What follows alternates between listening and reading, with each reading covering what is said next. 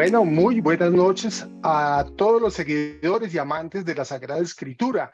Bienvenidos a este tercer ciclo de conferencias del Instituto Bíblico Pastoral Latinoamericano de Uniminuto, que este año, con asocio al Instituto Bíblico de Oriente, presenta el tercer ciclo de conferencias para el año 2023.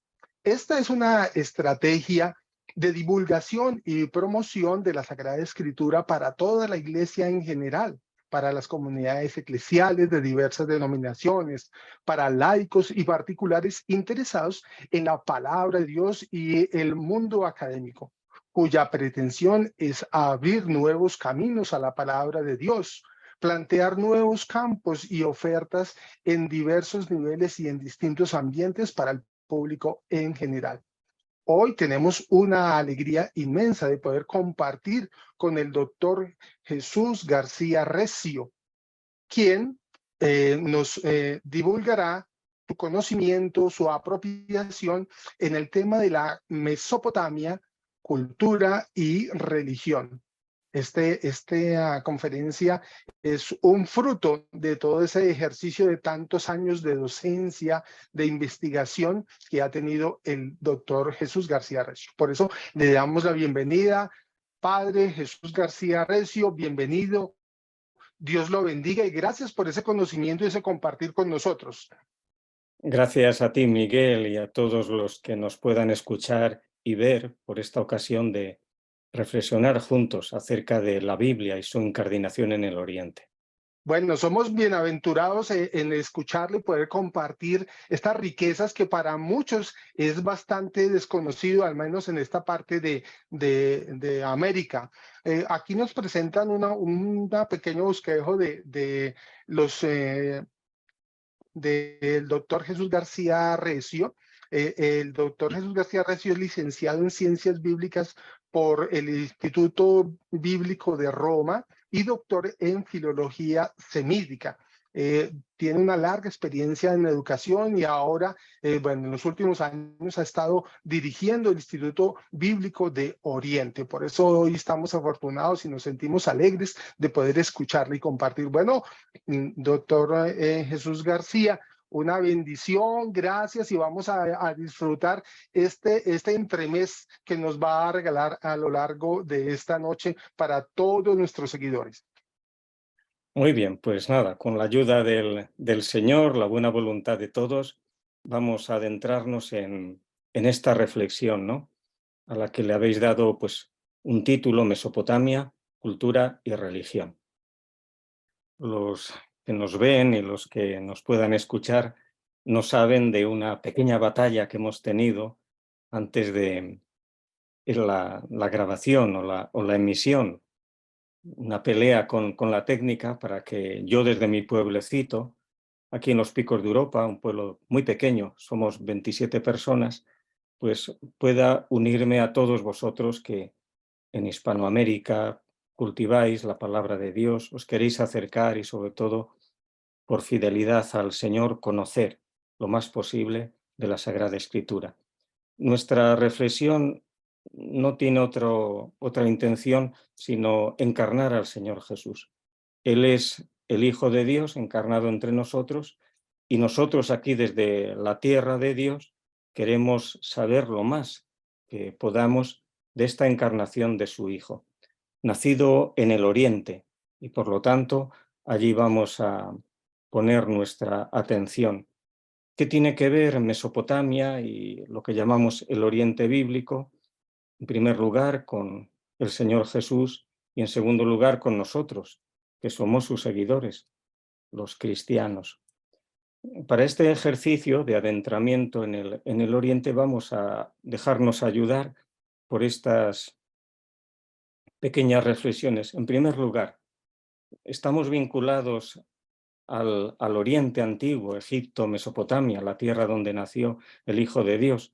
Pues sin ir más lejos, si por ejemplo en la escritura que es habitual entre nosotros, una A mayúscula la ponemos al revés, veremos que debajo está el hocico de una vaca, aparecen al lado los cuernos y arriba las orejas.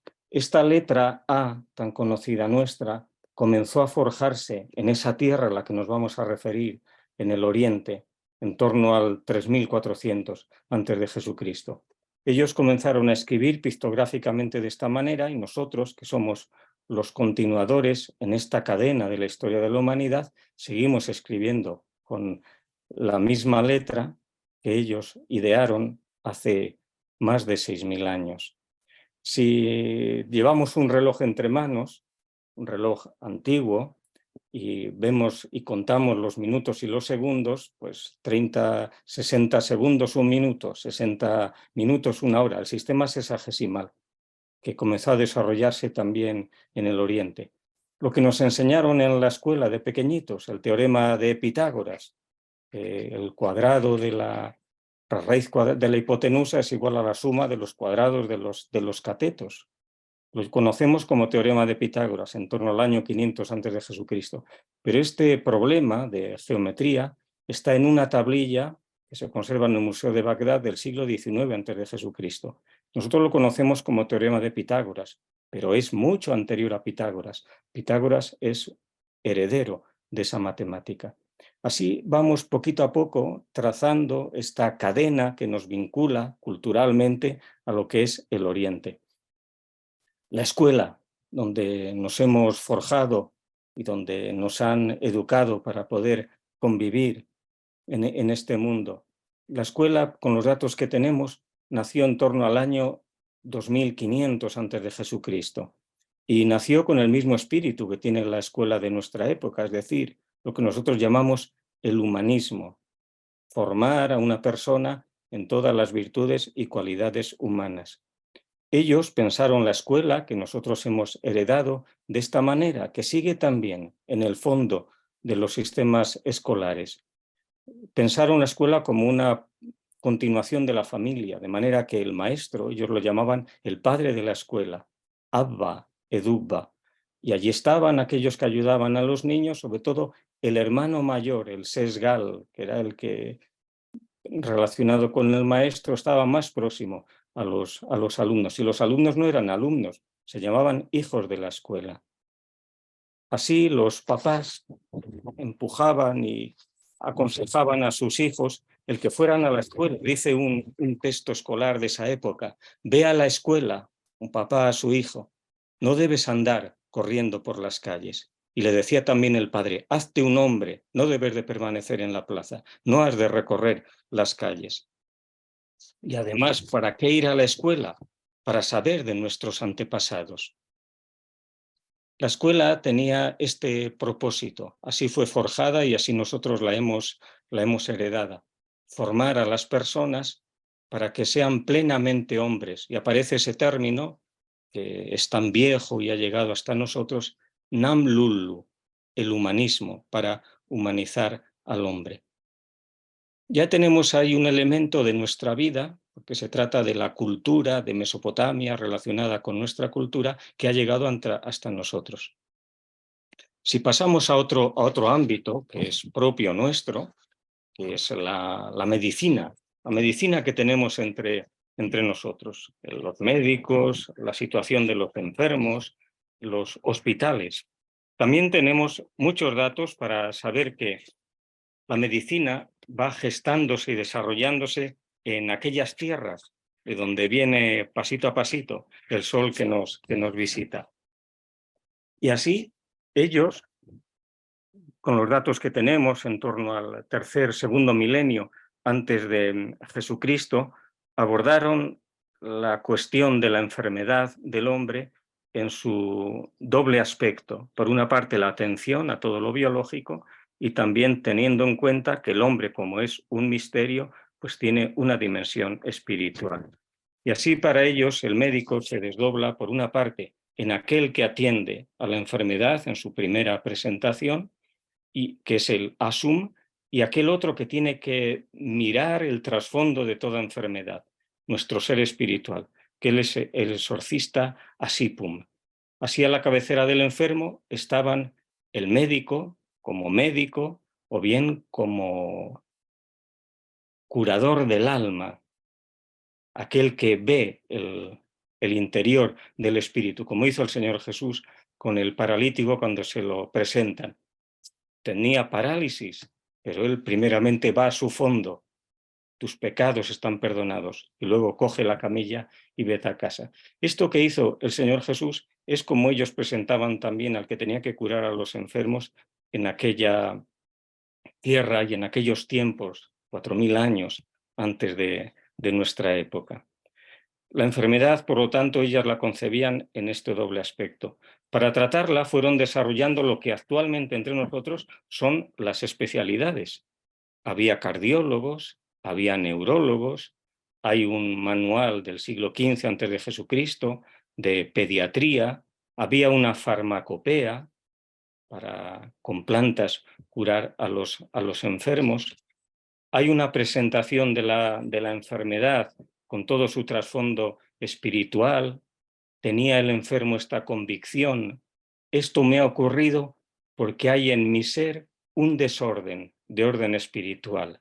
Entonces le piden a Dios, ¿no?, que tenga misericordia de ellos, que atienda este desorden, rezan para recomponer la salud, pero desde el trasfondo espiritual. Si dejamos la medicina y cogemos otro aspecto de esta cadena que nos vincula a nuestros antepasados y al Oriente, el derecho.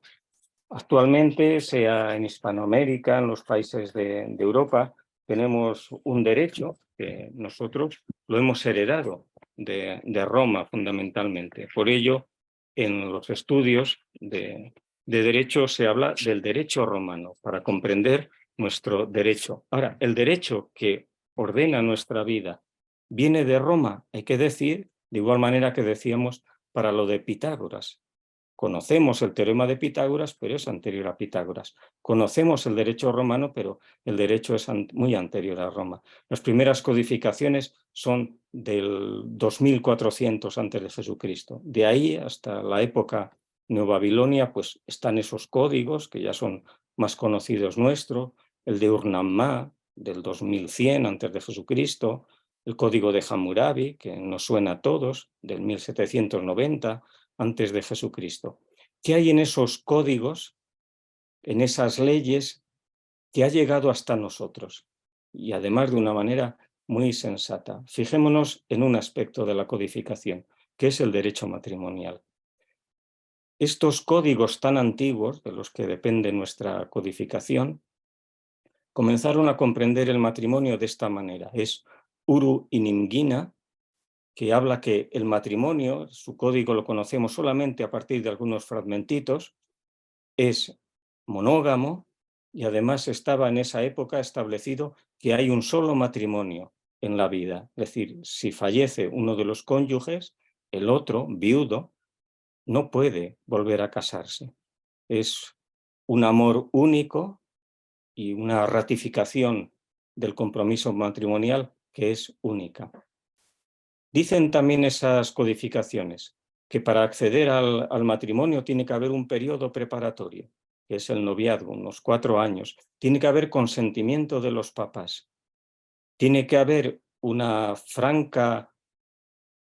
franco reconocimiento de los que se van a casar, porque se van a vincular tan estrechamente que van a formar entre ellos lo que decían los textos, un pujrum, es una unidad de amor.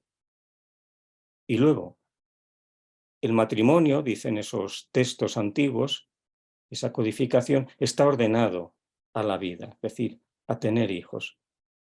Esta ordenación de la relación esponsal ha llegado hasta nosotros, aunque se está pervirtiendo en las codificaciones actuales después de haber ganado tanto en el sentido y en la comprensión del matrimonio, pero al menos queda en lo que llamamos el derecho matrimonial católico. El Señor Jesús, cuando decía lo que Dios ha unido, no lo separe el hombre, no está más que diciendo amén a todo eso que Dios ha ido inspirando a los suyos en épocas pretéritas y anteriores. Por lo tanto, el derecho de nuestra vida tiene también sus antecedentes, y esos antecedentes nos llevan a esta tierra tan original que es lo que llamamos el Oriente. Vamos por último desgranando esta cadena de la tradición a parar mientes en lo que es la economía. Pues bueno, son los sistemas económicos, el de nuestra época. Ahora, ¿qué hay en el ordenamiento económico de aquellos tiempos que debe de estar muy presente en los nuestros, aunque se encuentre un poco olvidado? Algo tan sensato como que es que la economía tiene que estar al servicio del hombre. Ellos sabían que esto no ocurría porque la economía tiene sus muchas tentaciones y hay también aprovechamientos y hay desórdenes económicos. Los préstamos abusivos, la acumulación de riqueza indebida.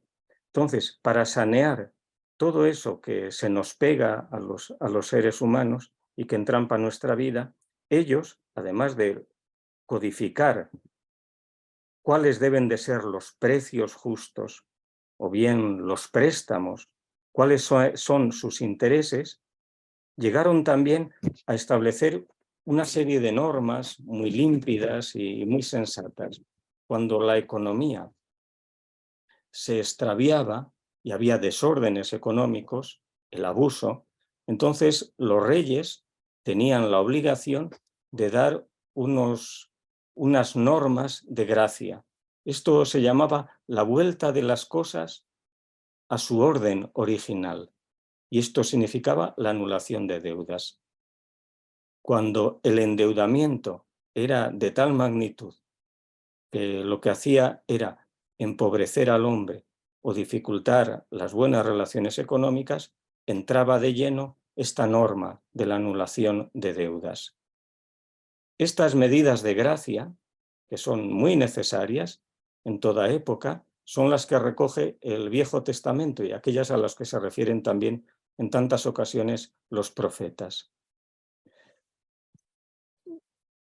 Con un recorrido así tan sencillo de estos ámbitos de lo que son elementos sustanciales de una cultura o una civilización que llamamos la nuestra, ya nos damos inmediatamente cuenta de que hay una continuidad histórica entre estos primeros despliegues de la civilización en esas tierras agraciadas por Dios, Egipto y Mesopotamia, que están situadas en el entronque de 3 continentes. África, que tiene su representante en Egipto, y luego el continente euroasiático, que forma una unidad, y ahí en ese entronque de esos 3 continentes, Europa, Asia y África, ahí está Egipto y ahí está Mesopotamia. Ahí quiso Dios, esta es voluntad suya, que sus hijos, la humanidad, comenzara a desplegar todas sus posibilidades creativas. Todo esto, siguiendo la dirección del Sol, poquito a poco, llega a otro continente que lo va a recibir un poco más tarde, que es lo que llamamos Hispanoamérica. Y yo tengo para mí que si este entronque de Europa, África y Asia tuvo la virtud en su momento de desplegar o empujar al hombre, ¿no?, para que fuera un creador, un buen rector, encargado por Dios, ¿no?, del buen gobierno de su creación y de su mundo, está por ver, y yo lo considero así, es la gran vocación de Hispanoamérica, que lo que se hizo en torno al Mediterráneo, América lo tiene que hacer para los futuros años o siglos, dependiendo de lo que Dios quiera, de lo que es la historia de su mundo. Por eso le llega este sol y esta luz un poquito más tarde, pero tiene un gran encargo, y tenéis sobre todo los que vivís en Hispanoamérica esta encomienda de continuar y llevar a término aquello que se había iniciado en lo que llamamos el Oriente en torno al Mediterráneo. Bueno, hemos desgranado algunos de las argollas de esta cadena de la tradición histórica. Es cultura y es también religión. Vengamos a lo segundo, que es lo que más nos interesa. ¿Cómo es que lo que llamamos la tradición bíblica, el Señor Jesús, encarnación de Dios, el cristianismo, la continuación querida por el Señor Jesús a través de sus discípulos, cómo es que todo ello tiene también su cuna en el Oriente. Y es lo que vamos a considerar. La cuna del Señor Jesús y la cuna del cristianismo en lo que denominamos el Oriente bíblico. Como guía para este ejercicio tenemos ese libro virtuoso y extraordinario que es la Biblia. Los que la conocemos y la frecuentamos sabemos ya desde sus primeras páginas que este Oriente está de cabo a rabo del libro del Génesis al Apocalipsis. La primera geografía, la primera tierra santa de la Biblia no es Israel. La primera tierra santa, por vez primera nombrada en el texto bíblico, es la tierra entre los dos ríos, el Éufrates y el Tigris. Está en los primeros capítulos del Génesis, del primero al tercero. Le dan un nombre que en español decimos Edén. En el hebreo se dice de igual manera, se acentúa en la penúltima sílaba, Eden. Pero esta palabra es una palabra que no es hebrea, es una palabra sumeria. Edén, ellos acentuaban al final, como lo hacemos en español, significa la estepa. Y ellos llamaban la estepa a ese territorio que hay entre el Éufrates y el Tigris. Entonces, Elohim, dice el texto del Génesis, plantó un huerto en el Edén. Dios plantó un huerto, en hebreo se dice gan, que es una palabra que está en hebreo pero que no es hebrea, que deriva del sumerio ganá, que significa huerto. Dios plantó un huerto en el Edén, en la estepa. Esta es la primera geografía, la primera tierra santa, el Oriente. Además, el texto bíblico lo dice francamente y lo explicita. Aparece esa primera geografía porque es la primera geografía del despliegue de la humanidad. Querido por Dios, todo ello. Entonces, en esta geografía, y a uno de sus habitantes, de nombre Abraham, fue, y allí el Señor lo convoca para ser el padre del pueblo de la Biblia. Yahvé dijo a Abraham, vete de tu país y de tu patria, de la casa paterna, al país que yo te mostraré. Dios elige a un hombre de Mesopotamia, Abraham, que no es un nombre hebreo, Abrahamum es un nombre acadio, para que sea él el forjador de su pueblo. Y además de elegir a este personaje de esa tierra tan original y tan importante que es Mesopotamia, los que le han de continuar, Isaac y luego Jacob, se van a casar con mujeres de esa misma tierra. Así se lo dice Abraham a su esclavo, a su siervo, cuando tiene que buscar mujer para Isaac, y así se lo dice Isaac a Jacob cuando tiene que buscar también esposa, que han de ir a buscar la esposa a esa tierra. Tiene que haber un vientre o una matriz mesopotámica. Por si esto fuera poco, es decir, cómo la Biblia va poniendo en alza Mesopotamia, contamos también con el nombre de una ciudad conocida de todos, que es Babilonia. También muy importante, está en el Antiguo Testamento y está en el Nuevo Testamento. El nombre de esa ciudad en sumerio, Ka, puerta, Digir, Dios, Digirra, la puerta de Dios. Bab en acadio, Ilum, Bab, Ilim, la puerta de Dios, es Babilonia. Entonces, Babilonia aparece también en el relato bíblico, hay que ir al capítulo 11 del libro del Génesis, y entonces dice el texto, edifiquemos una ciudad y una torre. Y comienza la historia de Babilonia a propósito de la construcción de la torre de Babel. Ya tenemos Babilonia y Babel, que es la explicación o el nombre hebreo de Babilonia, donde Dios va a confundir las lenguas, Balal. ¿Qué ocurre en Babilonia, en esa ciudad? La humanidad pretende, llevada de una ibris, de una ansia de encumbramiento, ¿no? De una gran soberbia, pretende construir una torre que suba hasta los cielos.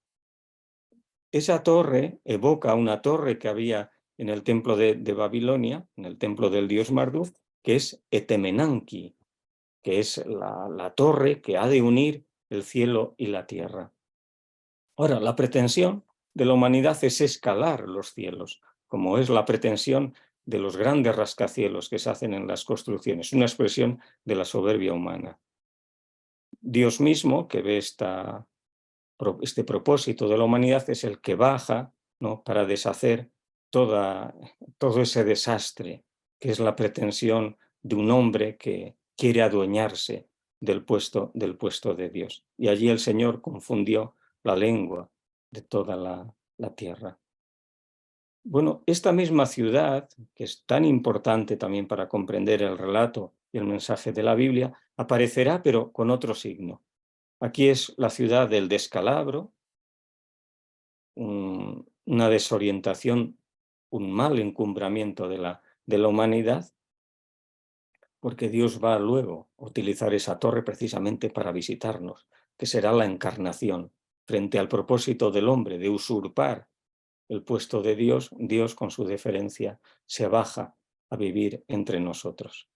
Ahora, el otro signo de esta ciudad, que recorre también el Antiguo Testamento, es que va a ser una ciudad de la salvación. Hay un texto del profeta Miqueas, en el capítulo 4, en Babilonia será salvada. ¿Quiénes van a ser salvados? Aquellos que habían sido llevados al destierro a Babilonia.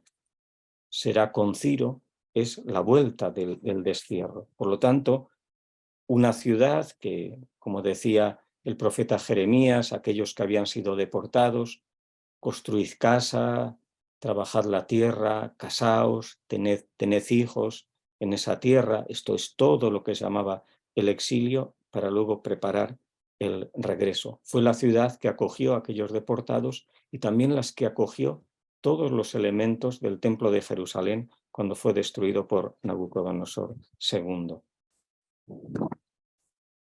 Bueno, dos datos que tenemos ya en el texto bíblico para poner en relación la tierra de Mesopotamia con la Biblia y luego con la encarnación del Señor Jesús. Ahora, ¿qué más llega de Mesopotamia? Lo encontramos en la Biblia y nos acompaña en nuestra espiritualidad y en nuestra vida cristiana. Pues una cuestión muy importante, primera, que es la comprensión del hombre, nuestra antropología. ¿Cómo decían estos hijos de Dios del tercer y segundo milenio antes de Jesucristo que era el hombre, inspirados por Dios? Entonces ellos, bien inspirados, comprendieron que el hombre había comenzado a ser primeramente en el pensamiento de Dios, en su querer. Después Dios llevó al hombre a su corazón. Hay una voluntad, un deseo amoroso para esta criatura. Luego pone al hombre en la boca, pronuncia al hombre y finalmente hace al hombre, lo va forjando a través de sus manos. Así hablan los textos del segundo milenio antes de Jesucristo. Dios había meditado en su corazón, dice uno de ellos, la figura humana. Acuerda un Dios con otro Dios, tenemos que crear al hombre. Y después forjan al hombre con arcilla, amasando arcilla para crear al hombre. Esta narración antigua de Mesopotamia es la que leemos resumida en el texto bíblico. Dijo entonces Elohim, está en el capítulo 1 del Génesis, dijo Dios, hagamos al hombre, es un plural, este es un plural de pensamiento, de deseo de Dios. Y luego se pone manos a la obra. Formó Yahvé Elohim, en el capítulo 2, al hombre. Yasar, es una creación manual de Dios.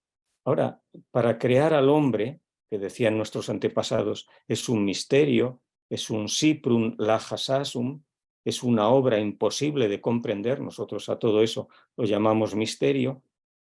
¿Cómo se forja esta criatura tan excepcional, tan única, tan bien armada y tan bien ideada y querida por Dios?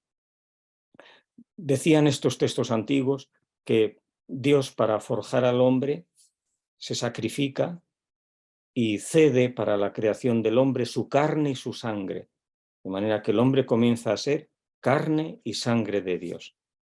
Además, para esta forja tan extraordinaria no era suficiente la carne y la sangre de Dios, sino que Dios regala al hombre la saliva, lo insaliva, el hálito de vida y el espíritu. Todo eso, que parece muy complejo, se reúne o se resume en un término, es un ser viviente, un baltum, que decían los textos. Esta presentación o esta aclaración del misterio del hombre es la que leemos también en el texto bíblico. Entonces, Dios, después de amasar, formar al hombre del polvo del suelo, de la arcilla, como se hacía en Mesopotamia, insufla en sus narices el aliento de vida, un nefes hayá, y el hombre queda constituido como un ser viviente, un baltum, ser viviente, en Mesopotamia, un nefes hayá, que dirá la Biblia. El hombre unitario, extraordinariamente complejo, pero constituyendo una unidad. Esta unidad del hombre se resume en su nombre común. Decían nuestros antepasados de Mesopotamia, el hombre se llama Aguilum, porque decían ellos, es Dios, Hue, y es Ilum, y es Dios. El hombre es, decían nuestros antepasados de Mesopotamia, fundamentalmente Dios. ¿Qué dice la Biblia de el hombre creado y forjado por Dios, pero amasado con la tierra y con la arcilla de este mundo? Que a nosotros la Biblia nos llama hombres. En hebreo se dice Adam, que significa hombre. ¿Qué se esconde detrás de Adán? El hombre es Adán porque viene de la tierra Adamá. ¿Cómo nos define la Biblia a los hombres? Somos tierra. Esto está en nuestro español. Hombre deriva del latín homo, homo hominis, y esto viene de humus. O sea que nosotros cuando decimos es un hombre, decimos es un humus, es polvo y tierra de esta tierra. ¿Qué decían para aclarar el misterio del hombre en nuestros antepasados de Mesopotamia? Que el hombre fundamentalmente es Dios. Son dos resúmenes del hombre que se han de complementar y los dos son verdaderos. Somos tierra, la Biblia nos ve por debajo, somos tierra, es verdad. Polvo eres y en polvo te has de convertir. Así comenzamos la Cuaresma, pero nos siguen recordando nuestros antepasados de Mesopotamia que, aun siendo tierra, llevamos en nosotros el Espíritu de Dios, el etemum. Somos nefes hayá, somos aliento de Dios, nesamá de Dios. Ahora, ¿para qué fue creado el hombre? Estamos tratando de aclarar el misterio del hombre con la ayuda de nuestros antepasados y del texto bíblico. Decían ellos que el hombre había sido creado por Dios para trabajar para Dios, para darle culto, llevar las ofrendas a la mañana y a la tarde. ¿Qué es y para qué fue creado el hombre, según el texto bíblico? Allá en el capítulo 2, Elohim tomó al hombre y lo instaló en el huerto, en el Gan del Edén, de la estepa, para que lo labrara. Y aquí viene el verbo sustancial para aclarar cuál es nuestra vocación. Abad, para trabajar la tierra. Abad en hebreo es trabajar. Ahora este mismo verbo lo empleará el Antiguo Testamento para dar culto. De modo que el trabajo, en toda la tradición bíblica, no es sino dar culto a Dios. El trabajo no esclaviza a nadie. Nos pueden esclavizar, pero si uno vive y realiza su trabajo como ofrenda a Dios, está fuera de toda esclavitud. Tengo que trabajar 8 horas en las formas modernas, en las oficinas, pero si el que trabaja esas 8 horas trabaja para Dios y no para su jefe, evidentemente, queda liberado de todas las ataduras, le pagará mal, incluso se sentirá postergado, pero él trabaja para Dios, no es esclavo de nadie. Toda nuestra tarea va en orden a Dios. Esta es la vocación del hombre. Esto primero, la antropología, ya nos va indicando que cómo la Biblia define al hombre tiene una historia previa de maduración para que luego cuaje tan bien en los pasajes bíblicos. La misma antropología que luego tenemos en nuestra tradición cristiana. Ahora, vamos un poco más allá. Aparte de esto, la comprensión del hombre, ¿cómo es que nosotros, dice el texto bíblico, somos imagen y semejanza de Dios? Selem udemut. ¿De dónde viene esto? ¿De dónde lo ha sacado la Biblia? Pues ya estamos bien encaminados. La Biblia es la continuación, es el omega, es la aclaración de todo ello, todo aquello que se ha ido poquito a poco gestando bajo la inspiración de Dios en esa tierra tan querida por Dios. Entonces vamos a esto de que seamos imagen de Dios. ¿Cómo es que lo somos? En primer lugar, si somos imagen de Dios, nos conviene aclarar cuál es la imagen o la cara de Dios. Y entramos en un aspecto que es el de la analogía del rostro. Somos imagen de Dios porque compartimos la cara de Dios. Ahora, ¿cómo era la cara de Dios? ¿Qué decían de Dios nuestros antepasados? Decían que Dios tenía una faz, un rostro inmenso, como las aguas del océano, es decir, imposible, inabarcable. Ahora, ¿cómo se presentaba un enfermo o una persona necesitada delante de Dios? Pues se presentaba cansado, agotado. He mirado tu rostro, ante ti he traído mi vida. El hombre religioso estaba movido para presentarse delante de alguien, pero delante de alguien que tuviera rostro. Por eso ellos hablan de ir a ver el rostro de Dios en una imagen, ¿no? Ahora, este rostro de Dios en una imagen, ellos, inspirados también por Dios, inmediatamente lo hicieron análogo al rostro de un hombre. De ahí que haya un nombre propio en Mesopotamia que se llama Ilikiah. Mi Dios es como mi hermano. Y irán poco a poco ellos dándose cuenta de que el rostro de Dios, invisible, imposible de comprender porque es mayor que todos los océanos juntos, ese rostro se puede focalizar en el rostro de un hermano. Es la analogía del rostro. Encontrar a Dios en el rostro del hermano. Hay un texto de Mesopotamia que da cuenta de esto. Son dos personajes, estos son conocidos, Gilgamesh y Enkidu. Gilgamesh es un personaje que dicen los textos, ¿no? Como el hombre es espíritu de Dios y a la tierra de esta tierra, este hombre Gilgamesh tenía dos partes de Dios y una parte de hombre. Hay otro personaje que se va a hacer amigo de él, Enkidu. Este fue creado, dice el texto, conforme a la imagen de Dios. Y hubo un momento en que estos dos hombres, después de una lucha, se reconocen el uno y el otro como imagen de Dios. Uno ve en el otro la imagen de Dios.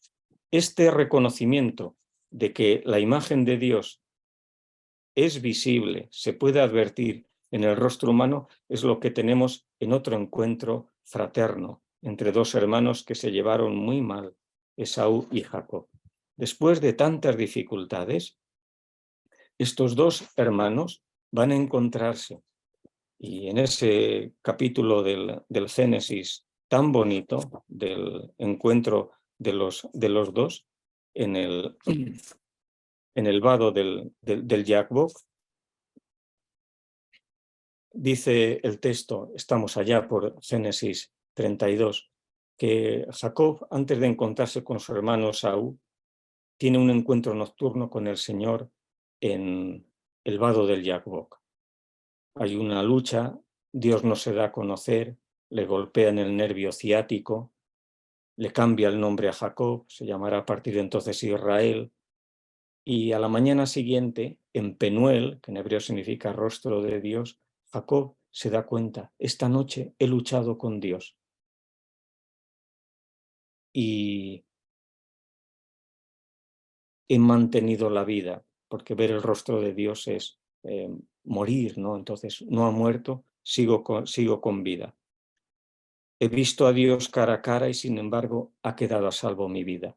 No puedo ver a Dios en la noche, pero a la mañana siguiente va a encontrarse con su hermano. Se postra 7 veces, los dos corren, se dan un abrazo y dice Jacob, de este rostro de su hermano, los dos habían jurado matarse antes en el enfrentamiento cuando estaban juntos, dice, he contemplado tu rostro como quien contempla el rostro de Dios y me has acogido bien. Finalmente Jacob reconoce en el rostro de su hermano Esaú el rostro de Dios. En este camino de reconocimiento de la cara de Dios en el rostro del hermano, llegamos finalmente al rostro del Señor Jesús. Porque Dios es visible en el rostro del hermano, pero Dios tiene cara. Y esa cara es la que tuvieron entre sus manos Simeón, Ana,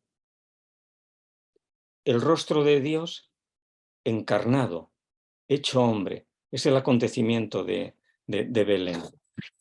Entonces, ver a Dios en el rostro de un hermano es verdad, se le puede ver, porque Dios se hizo hermano nuestro, con un rostro como el nuestro. Este rostro fue y quedó a la vista de muchos que lo quisieron reconocer, sobre todo los apóstoles, hasta ese momento que hemos celebrado hace unos pocos días, que es la ascensión del Señor, cuando una nube ya oculta su rostro. Y ya sin rostro de Dios a la vista, entonces, ¿dónde lo reconocemos? Y dice toda la tradición cristiana, en el rostro del hermano, que es la iconografía de Dios. Son todos nuestros rostros que paulatinamente se van configurando como rostros del Señor Jesús hasta que llegue ese momento en que podamos ver a Dios cara a cara, como dice el Nuevo Testamento. Pero eso ocurrirá después de que el Señor dulcemente cierre nuestros ojos y nos posibilite la visión o la advertencia de Dios cuando estemos con Él. Finalmente, en este camino que vamos haciendo, ¿no? Primeramente hilvanando la relación, la vinculación de nuestro mundo, nuestra época, nuestra cultura, nuestra civilización con el Oriente, y vamos ahora, poquito a poco, también reconstruyendo cuáles son los elementos propios de la tradición bíblica, de la tradición cristiana, que nos vinculan a Oriente. La antropología, en primer lugar, la explicación del hombre, esta analogía del rostro, y finalmente llegamos a lo sustancial, que es que, y es el ejercicio en el que estamos, encarnarnos la cuna de nuestra civilización en el Oriente, pero también del cristianismo. Entonces hemos de venir al Señor Jesús. El nacimiento de Dios en el Oriente fue muy preparado. Es verdad que ellos ya se habían atrevido a ponerle a Dios una cara al tallar las primeras imágenes de Dios, en torno al cuarto o tercer milenio antes de Jesucristo, cuando comienza la imaginería de Dios.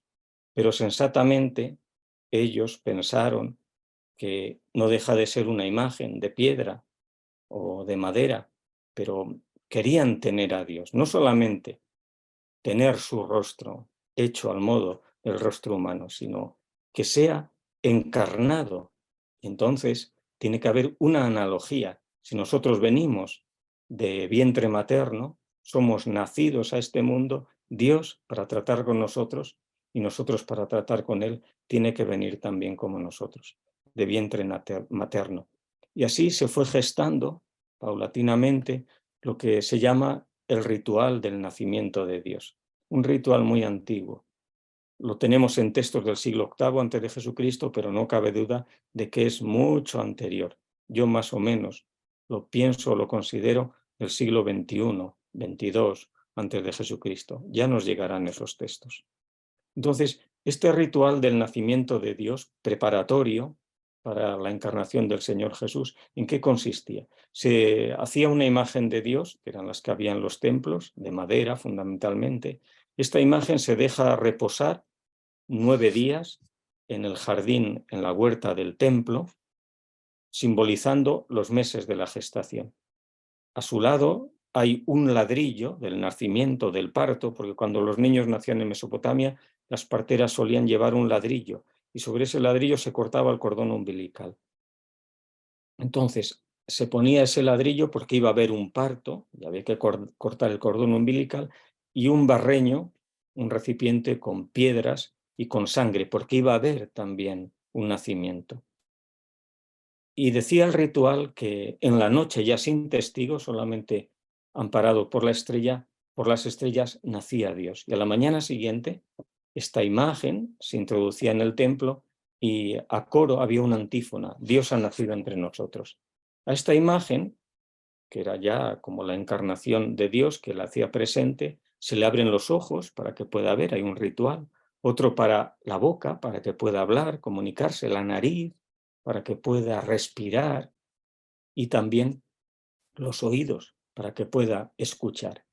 Y el sacerdote, en ese momento, representando al conjunto de los fieles, recibía a Dios con esta petición: ten misericordia de la tierra. Este ritual, repetido a lo largo de tantos siglos, fue poquito a poco disponiendo los corazones de los hijos de Dios para el recibimiento del Señor Jesús. Fue educando a muchas generaciones. Y así llega ese momento trascendental que parte la historia, en el antes de Jesucristo y en el después de Jesucristo. Había sido ya cantado por Zacarías: nos visitará el sol que nace del oriente, Anatolé, de donde viene la luz. Y habrá una estrella que será la que conducirá a los representantes de Oriente misteriosamente, lo que llamamos los Reyes Magos, que vienen con esta pregunta: ¿dónde está? Y a ellos les va guiando una estrella. Esa estrella, dice el texto de Mateo, se para justamente encima de donde se encuentra el recién nacido.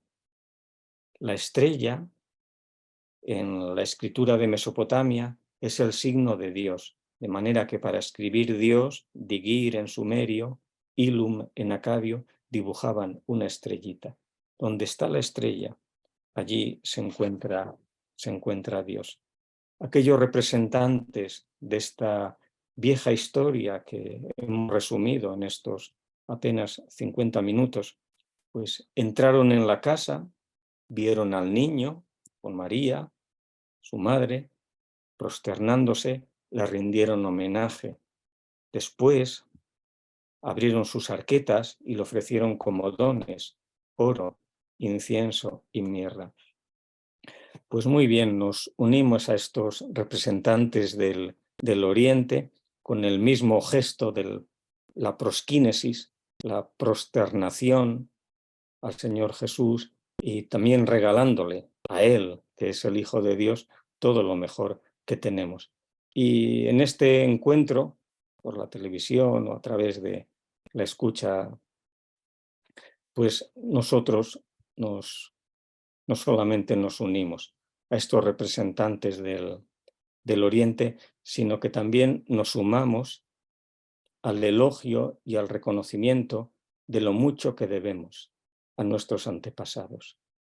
Es ciertamente un misterio y un tesoro el entender que nosotros cristianos, con más de 2000 años de historia y de tradición, nos unimos a una tradición precedente antes de Jesucristo, que la podemos seguir más o menos otros 2000 años, de modo que mantenemos una tensión espiritual, hay una unión histórica de 4000 y en torno a 5000 años. Esto es una maravilla y un milagro, que lo podemos resumir, ya para finalizar, con una oración, la del ciego de Jericó, cuando al borde del camino le decía ya al Señor Jesús, Dios entre nosotros, Kyrie eleison me, ten misericordia de mí. Esta oración, formulada por un ciego, es también una oración viejísima de Mesopotamia. Ili remeni, se decía en el segundo milenio antes de Jesucristo. Ili remeni, traducido al griego eleison me, continúa también entre nosotros al comienzo de cada celebración eucarística. Decimos también o bien cantamos esta oración y lo hacemos también en el griego, el Kyrie eleison. Pues que el Señor, que ha forjado toda esta gran tradición acompañándola, nos acompañe también siempre y que su misericordia y su perdón venga también sobre todos. Doctor Padre Jesús García, qué lección tan bella nos has regalado en esta exposición. Me ha quedado sonando muchos elementos y he tratado de conectarlo, articularlo al hablar de toda esta cadena de la historia, de la tradición, donde se reconoce a Jesús como el Hijo de Oriente, ¿cierto? Y recorría la importancia de a unos acentos que usted nos mencionaba sobre la importancia de los hijos de la escuela para el aprendizaje de la matemática, en la medicina, como ese afán de curar el alma del hombre, ¿cierto? Del derecho, la unidad del amor para generar vida de amor en la familia, la economía, un servicio en favor del hombre. Veía todos esos elementos bien integrados, muy bellamente presentados, doctor Jesús, y lo enlazaba con todos estos aspectos de antropología, no solamente bíblica, sino histórica, de toda esta realidad. Y quedábamos como, al final, como usted iba cerrando con el verbo prosquineo, ¿no? Postrados en este contenido tan bello y tan grande, de verdad. Solamente darle gracias, don Jesús. He tomado muchísimos apuntes para tratar de visualizar la riqueza de todo esto que podemos descubrir en el Oriente, ¿cierto? Por aquí el profesor John Freddy estaba buscando algún elemento interesantísimo para mencionar, para visualizar eh, esta cadena histórica que me parece que es significativa, don Jesús, y que usted nos podría, yo me quedaba conectando pues toda la historia de la experiencia bíblica con todas estas raíces sumerias, acadias, que son los valores significativos para descubrir, ¿no? Para enseñarles a todos nuestros seguidores en esta experiencia tan bella de reconocer la vida del Hijo, la vida del Hijo de Dios. Yo seguía conectando muchas veces el sustantivo hijo, ¿no? Antropología, hijo del hombre, ¿cierto? Doctor y padre Jesús García, esto que nos has mostrado tú, nos das la posibilidad de descubrir ese rostro eh, en el hombre de hoy, ¿no? En el hombre cotidiano, en descubrir esa riqueza de que el otro es mi hermano y es un hijo de Dios. No sé por qué nos ayudas a ampliar un poquitico este aspecto, don Jesús. Sí, es lo que es la analogía del rostro, sí, que es la fraternidad, ¿no? Ha sido un descubrimiento sustancial, ¿no? Advertir que la cercanía de Dios se visibiliza o se hace posible a través de alguien tan próximo como es el rostro del otro. O sea, por poner un pequeño ejemplo y también ahondar en esto mismo. Había una mujer del siglo XIX antes de Jesucristo, una mujer consagrada a Dios, que vivía en un templo de la ciudad de Sipar, y ella escribe una carta a un hermano. Esa carta la conservamos y le dice a su hermano: cuando viniste a verme la última vez, yo al verte me sentí muy dichosa porque contemplé tu rostro, decía ella a su hermano, como cuando todas las mañanas voy al templo para hacer el servicio de la oración de la mañana y me encuentro delante del rostro de mi diosa. Y entonces ella le explica a su hermano que la misma alegría de encontrarse con Dios cada mañana es la que ella sintió cuando vino su hermano a verla. Este es un descubrimiento trascendental, ¿no? Que lo vemos además expresado de una manera muy sencilla y muy limpia en esta mujer Naditum. Y eso es también lo que ocurre tantas veces en nuestra vida. Yo bueno, vivo con 4 hermanos, estamos juntos todos los días en casa. Y bueno, desde que nos hemos reconocido, yo nací en primero, ¿no? Pues mantenemos esa tensión, pero no solamente en el rostro del hermano fraterno, sino, por ejemplo, aquí que somos 27 personas. Pues cuando nos encontramos cada mañana tenemos un entierro de un difunto, el hoy, claro, es despedirle a él, ¿no? Y bueno, él ha estado entre nosotros muchos años, 78 años, y bueno, su rostro queda impreso también entre nosotros como una presencia, ¿no? de Dios, es un rostro que lo perdemos, que lo hemos perdido ayer, pero que nos ha acompañado esos tantos años. Es decir, tener bien clara esta tensión de que al Dios invisible lo podemos advertir en el rostro de un hermano a través de esa mediación es algo extraordinario. Y esto no es una cuestión moderna vamos a decir, del cristianismo. Es que nos viene dado, Dios ha despertado nuestra conciencia para este magno reconocimiento. Y es lo que el Señor Jesús también le decía a Felipe: oyes, Felipe, dices el rostro de Dios, pero ¿cómo dices eso si lo tienes delante, ¿no?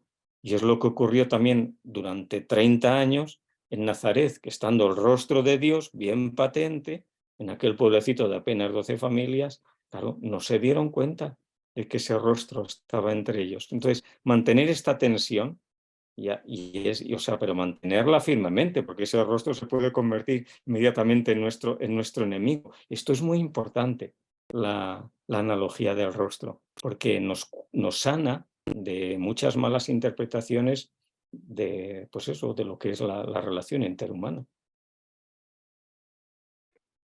Sí, don Jesús, esa analogía del rostro, la imagen como iliquía, como el rostro del hermano es bellísimo, es profundo porque es también descubrir no solo al hermano, sino descubrir al Hijo de Dios y a Dios mismo en presencia, ¿cierto? Bellísimo lo que usted nos está mencionando.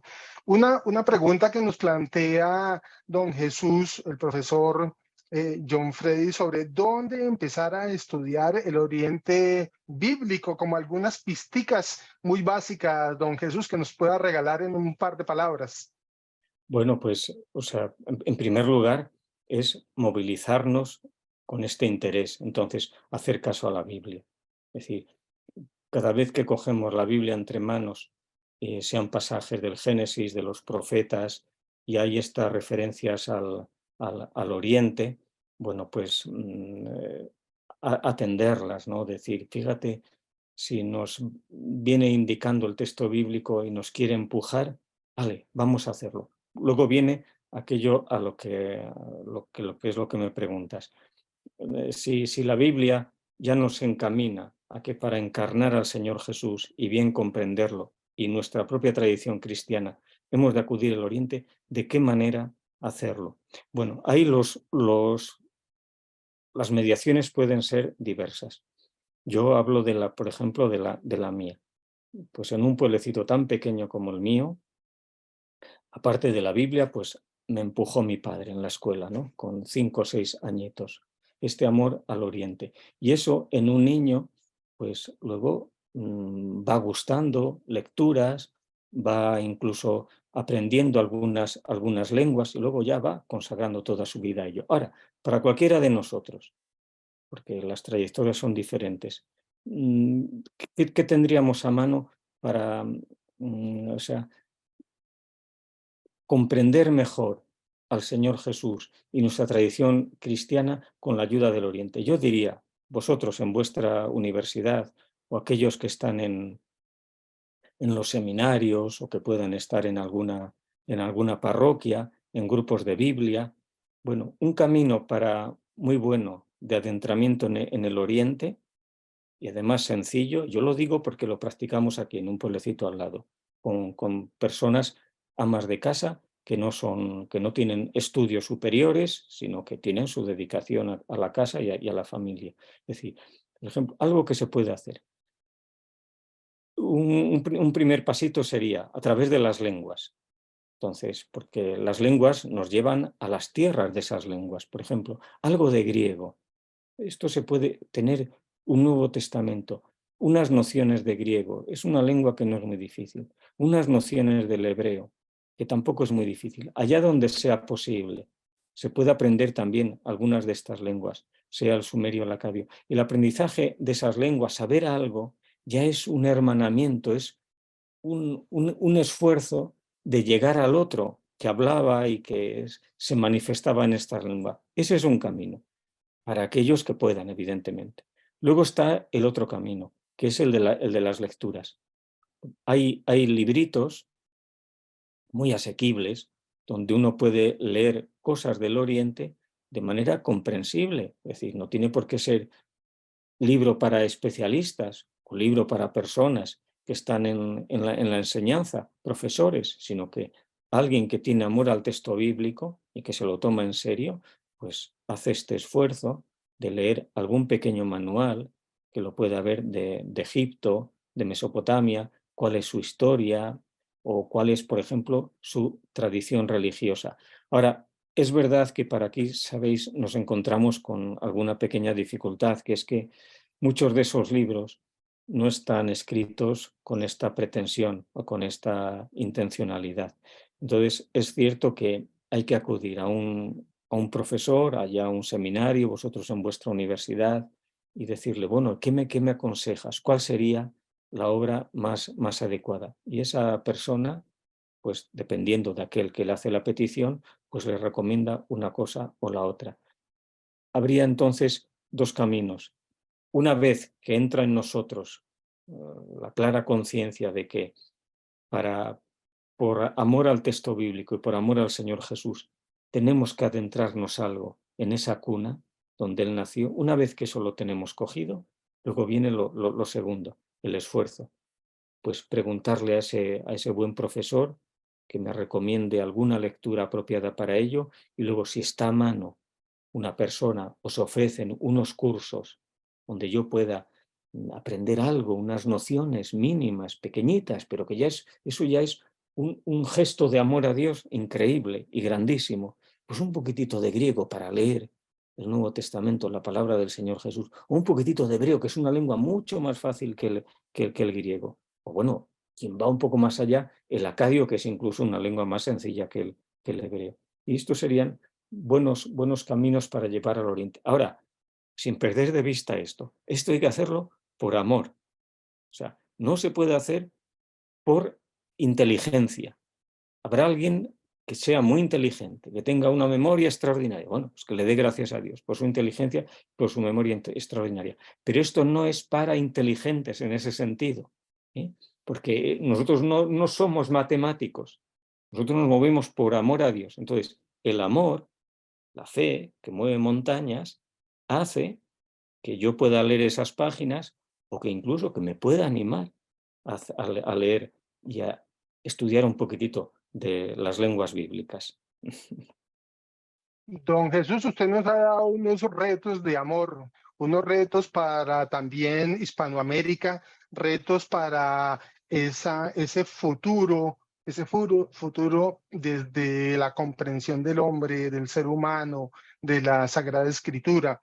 Mm, Bonito y bello lo que usted nos está insinuando. Para nosotros, por ejemplo, es una alegría que en los próximos meses vamos a presentar una propuesta de un curso básico de griego para principiantes, Ah, para quienes se quieren introducir en la Sagrada Escritura y empezar a arañar, digámoslo de esa manera, las cosas bellas y hermosas que tiene la Sagrada Escritura. Es un testimonio que usted nos está dando, don Jesús García Recio, Muchas gracias. Este tiempo, esta dedicación, esta sabiduría suya al enseñarnos sobre Mesopotamia, cultura y religión ha sido una bendición para nosotros, don Jesús. Esto va a ser una expansión de esa experiencia de la escritura y del ser humano en honor para todo el conocimiento de este hijo de Oriente que nos has presentado durante esta noche. Muchas gracias, don Jesús. Bendiciones, y nos quedamos unidos fraternalmente con este propósito del Instituto Bíblico Pastoral Latinoamericano y del Instituto Bíblico de Oriente de compartir esta experiencia para tantos públicos. Bendiciones, don Jesús. Pues muchas gracias, Miguel, y gracias a todos los que nos han atendido. Bueno, feliz noche y muchas gracias. Muy bien, gracias, Miguel. Llegan las vacaciones de mitad de año y seguramente te estás preguntando, bueno, ¿y en qué puedo invertir mi tiempo? ¿Qué puedo hacer en estas semanas de vacaciones que nos traen los calendarios académicos, estudiantiles o incluso laborales? Pues muy bien, pensando en ti, en qué podrías ocupar tu tiempo, quiero extenderte dos invitaciones desde el Instituto Bíblico Pastoral Latinoamericano de Uniminuto. Hemos preparado dos cursos intersemestrales que sé que te van a encantar. El primer curso tiene que ver con un estudio general de la Biblia. Lo hemos titulado El ABC de la Biblia. Un curso de 6 semanas que te permitirá conocer a grandes rasgos el mundo de la Biblia. Y lo hemos titulado, o un subtítulo, realiza un viaje de inmersión en estas vacaciones al mundo de la Biblia. Esperamos que te puedas interesar por este tema y adentrarte a este mundo fascinante del estudio bíblico. La segunda oferta la hemos denominado Iniciación al griego bíblico. Si quieres aprender un nuevo idioma, si quieres aprovechar este tiempo de vacaciones para conocer otra cultura, el griego bíblico es una muy buena alternativa. Para esto entonces hemos preparado este curso que te dará un recorrido por el griego del Nuevo Testamento y tendremos un énfasis especial en el griego que aparece en el Evangelio de Marcos. Son dos ofertas que se desarrollarán de manera virtual con acompañamiento de los profesores del Instituto Bíblico cada semana. Los días de estudio serán martes y jueves de 7 a 9 de la noche, hora Colombia. El costo de cada uno de estos cursos es solamente de 120.000 pesos o el equivalente a $25 americanos para quienes se encuentren en otros lugares fuera de Colombia. Los invito pues a participar de estos espacios y a tener una aventura fascinante con el mundo de la historia de la Biblia o adentrarse en un nuevo idioma como el griego bíblico. Cualquier interés pueden inscribirnos al correo ibpl@uniminuto.edu. Los esperamos. Las inscripciones serán hasta el viernes 16 de junio de este año y estaremos iniciando los dos cursos el martes 20 de junio a las 7 de la noche.